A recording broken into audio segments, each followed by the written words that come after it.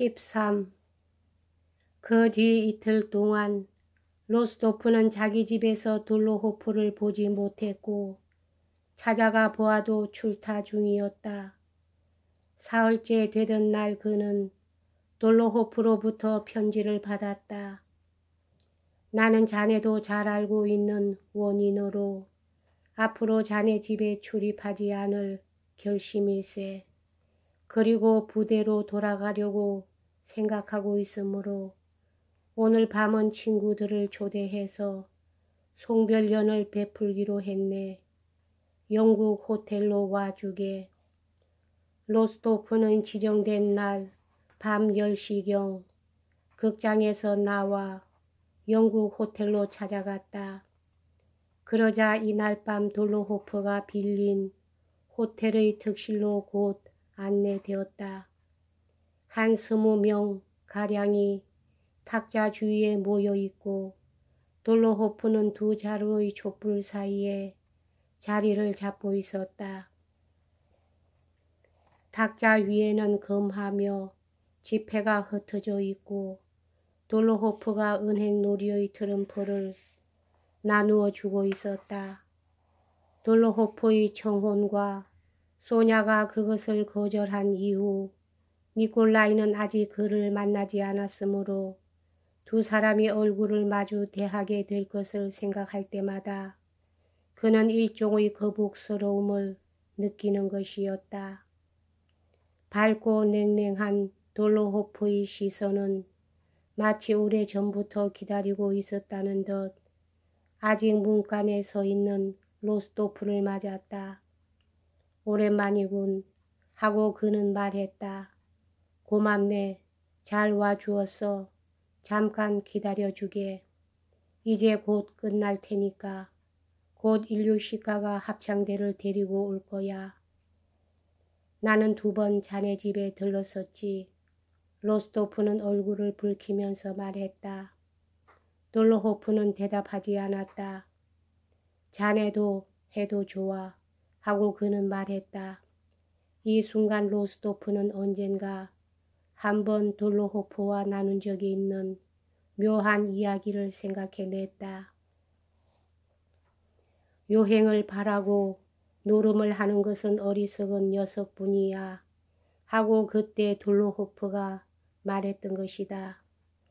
그렇지 않으면 자네는 나와의 승부가 두려운가 하고 이번에는 상대방의 마음속을 꿰뚫기라도 하는 것처럼 돌로호프는 이렇게 말하고 10번 웃음을 띄었다.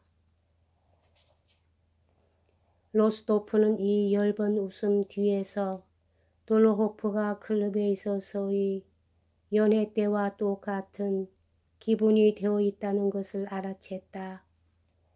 그것은 일상생활에 차차 실증을 느끼고 그 어떤 기발한 그것도 주로 잔인한 행위로서 그 속에서 빠져나올 필요를 느꼈을 때 품는 그런 종류의 기분이었다.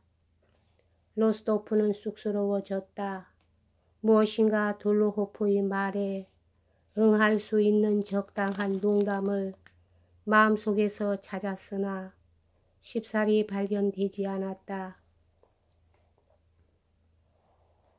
로스토프가 미처 대답하기도 전에 돌로호프는 상대방의 얼굴을 정면에서 바라보며 느릿느릿 사이를 두고 모두의 귀에 들리도록 이렇게 말했다. 자네 기억하고 있나? 언젠가 둘이서 승부에 관한 이야기를 한 적이 있었지. 요행을 믿고 노름을 하는 녀석은 바보다. 노름은 틀림없이 이긴다고 하는 결심으로 달려들지 않으면 안 된다고 말이지. 지금 나는 그것을 해보려고 하고 있는 거야. 요행을 믿고 해보든지 그렇지 않으면 필승의 신념으로 하든지 하고 로스토프는 생각했다. 그럼 자넨 하지 않는 것이 좋아 하고 돌로호프는 말하고 새로 봉을 뜯은 트럼프를 탁 치면서 덧붙였다. 자, 걸게나 모두들. 돈을 앞으로 밀어내자 트럼프를 펴놓을 준비를 했다. 로스토프는 그 옆에 앉아서 처음에는 걸지 않았다. 돌로호프는 그를 힐끔 쳐다보았다. 어째서 하지 않나 하고 돌로호프는 말했다. 그러자 이상하게도 니콜라이는 자기도 트럼프를 받아 얼마간의 돈을 걸고 승부를 시작하지 않으면 안 될 것 같은 느낌이 들었다. 난 가진 돈이 없어 하고 로스토프는 말했다. 신용 대부를 하지. 로스토프는 5루블리 걸었다가 지고 다시 걸고 또 졌다. 돌로호프는 잇따라 로스토프의 트럼프를 10장 물리쳤다. 말하자면 이긴 것이다. 여보게들, 얼마 동안 트럼프를 계속해서 펼쳐 놓다가 그는 말했다. 돈을 트럼프 위에 놔주게. 그렇지 않으면 계산이 틀릴런지도 모르니까. 그러자 한 사람이 자기에게도 빌려줄 수 없느냐고 말했다. 빌려주는 것은 괜찮지만 계산이 복잡해지니까 곤란한데 자, 트럼프 위에다 돈을 얹어주게 하고 돌로호프는 대답했다. 자네는 걱정할 것 없어. 자네와는 나중에 셈할 테니까 하고 그는 로스토프에게 덧붙였다. 승부는 계속되었다. 하인은 줄고 샴페인을 나르며 돌아다녔다. 로스토프의 트럼프는 모조리 졌다. 그가 진 돈은 벌써 800루블이라고 기입되어 있었다. 그는 또 한 장의 트럼프 위에다 막 800루블이라고 적으려고 했다. 그러자 하인이 샴페인을 내밀었을 때 문득 고쳐 생각하고 보통 그는 돈 20루블리로 고쳐 적었다. 그냥 그대로 두게. 로스토프 쪽을 전혀 보지 않고 있는 것 같았던 돌로호프가 갑자기 이렇게 말했다. 그러는 것이 회수하기에 빠르네. 난 다른 자에게는 지지만 자네한테는 이길 수 있어. 그래서 자네는 내가 무서운가 하고 그는 되풀이했다. 로스토프는 그 말에 따라 쉬어있는 800루블리를 그대로 두고 한쪽 구석이 찢어진 하트 7을 마룻바닥에서 주워 올려 그것에 걸었다. 이 트럼프를 그는 나중에까지도 잘 기억하고 있었다. 하트 7에다 걸고 그 위에 부러진 분필로 둥글고 반듯한 숫자로 800이라고 썼다. 데워진 샴페인 잔을 들이켜자 돌로호프의 말에 미소를 띄어 보이고 심장의 고동이 멎는 것 같은 생각으로 하트 7이 나오기를 기다리면서 그는 카드를 쥐고 있는 돌로호프의 손을 보기 시작했다.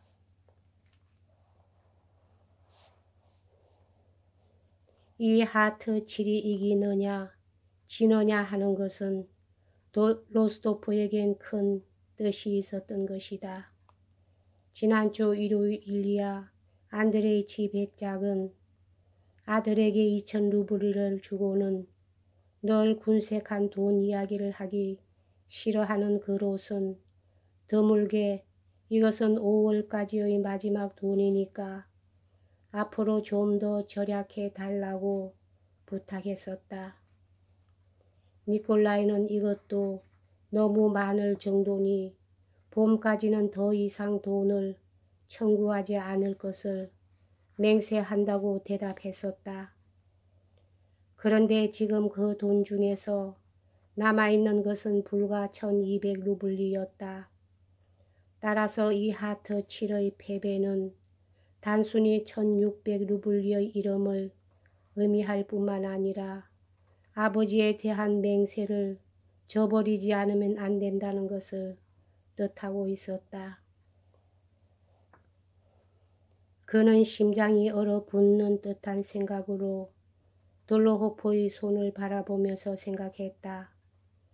자, 빨리 내게 그 트럼프를 주게. 나는 모자를 들고 어서 집으로 돌아가서 제니소프와 나타시아와 소냐와 야식을 함께 하겠네. 그리고 앞으로 난 이제 절대로 트럼프에 손을 대지 않겠어. 이때 그의 가정생활, 빼짜와의 장난, 소냐와의 이야기, 나타샤와의 2부 합창, 아버지와의 삐게트, 보바르스카야 거리의 집에 있어서의 편안한 침상, 이러한 모든 것들이 먼 과거의 잃어버린 귀중한 행복이기나 한 것처럼 큰 힘과 매력을 가지고 그의 머릿속에 생생하게 떠올라왔다. 어리석은 우연히 7의 카드를 먼저 왼쪽에 놓지 않고 오른쪽에 놓았다고 하는 것으로 인해 지금 새삼 자기가 깨달은 새로 비치기 시작한 그의 행복을 송두리째 빼앗고 아직 경험한 적도 없는 비참한 불행의 심연으로 그를 빠뜨린다는 것은 도저히 생각할 수가 없었다. 그런 일은 있을 수가 없다. 그러나 그는 심장이 얼어붙는 것 같은 생각으로 돌로호프의 손의 움직임을 기다리고 있었다. 샷의 밑으로 보이는 털이 더부룩하고 뼈마디가 굵은 붉은 두 손은 트럼프를 놓자 하인이 내민 컵과 파이프를 집어들었다. 그럼 자네는 나하고 승부 내는 것을 두려워하지 않는다는 거로군 하고 돌로호프는 다시 한번 되풀이했다. 그리고 마치 무슨 재미있는 이야기를 시작하는 듯한 태도로 트럼프를 놓고 의자 등에 기대면서 미소를 띠고 느릿느릿 이야기하기 시작했다. 그런데 여보게들, 이것은 어떤 사람에게서 들은 얘긴데 내가 사기꾼이라는 소문이 온 모스크바에 쫙 퍼져 있다는 거야. 그러니까 나에 대해서 조금 더 신중한 태도를 취하도록 충고하겠네. 자, 빨리 돌리라는데 하고 로스토프가 말했다. 온 모스크바의 수다장이한테는 두 손 번쩍 들었어 하고 돌로호프는 말했다. 그리고 빙그레 웃으면서 트럼프를 잡았다. 아 하고 로스토프는 두 손으로 머리를 움켜쥐고 거의 외치는 목소리로 말했다. 그에게 필요했던 칠은 벌써 트럼프 다발 맨 위에 얹혀 있었던 것이다. 그는 자기가 갚을 수 있는 이상으로 지고 말았다. 그러나 너무 무모한 짓은 하지 않는 게 좋아. 힐끔 로스토프를 바라보고 이렇게 말하면서 돌로호프는 계속해서 트럼프를 돌리는 것이었다. 여기까지 하겠습니다.